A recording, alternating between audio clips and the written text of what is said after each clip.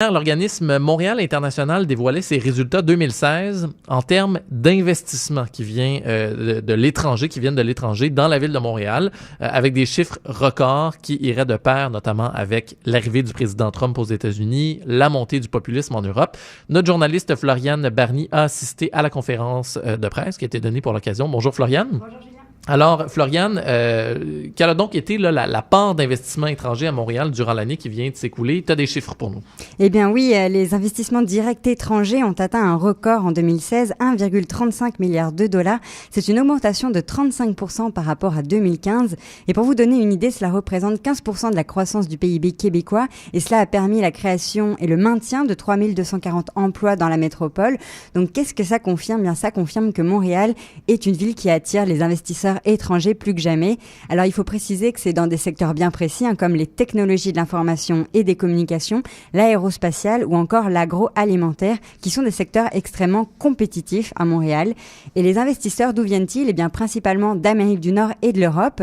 Les sociétés américaines ont d'ailleurs doublé leurs investissements par rapport à 2015 et cela amène effectivement à penser que l'élection de Donald Trump aux États-Unis n'y est pas complètement étrangère. Alors il faut ajouter à cela aussi que Montréal et le Québec offrent des avantages fiscaux très avantageux aux entreprises qui souhaitent venir s'installer dans la métropole.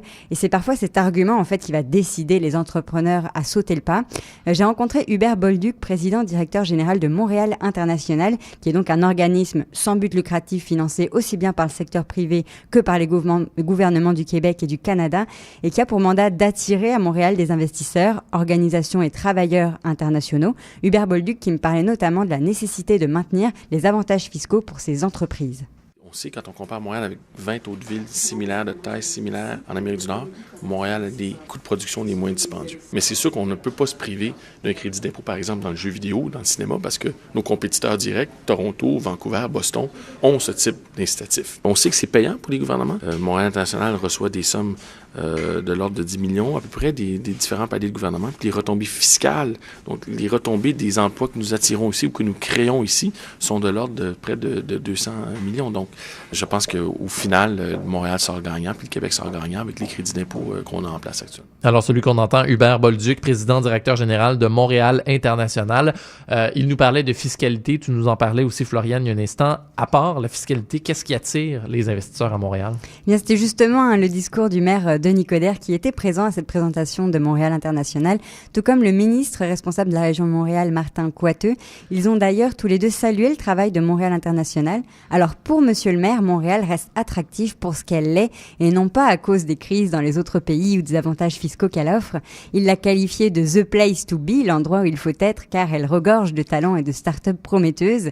J'ai posé la question à Hubert Bolduc de Montréal International, pourquoi il fait bon venir s'installer à Montréal, et voici ce qu'il m'a répondu.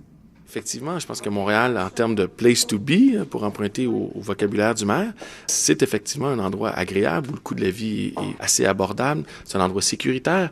J'ai eu l'occasion de me promener en Europe récemment, mais de voir des gens avec des mitraillettes au coin de rue, avec des barbelés à terre à Bruxelles, on est loin de ça ici à Montréal.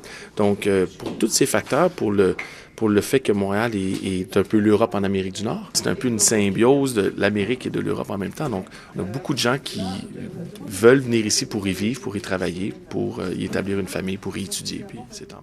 Bon, une image qu'on entend souvent, qui est confirmée ici encore une fois par Hubert Bolduc.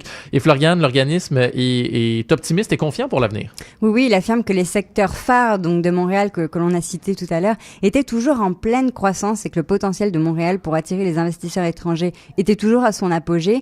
Reste à savoir si c'est quelque chose qui va durer, si les crédits d'impôt restent bien sûr en place et si Montréal justement continue de proposer un style de vie agréable et abordable et pas seulement une alternative aux États-Unis et à l'Europe. C'est ça, l'idée, c'est de ne pas être choisi par dépit, mais d'être un premier choix, justement, pour des investisseurs qui voudraient venir s'installer ici dans différentes grappes, dans différents secteurs industriels, en particulier dans lesquels Montréal se démarque. Floriane Barny, notre journaliste, merci beaucoup. Merci à toi.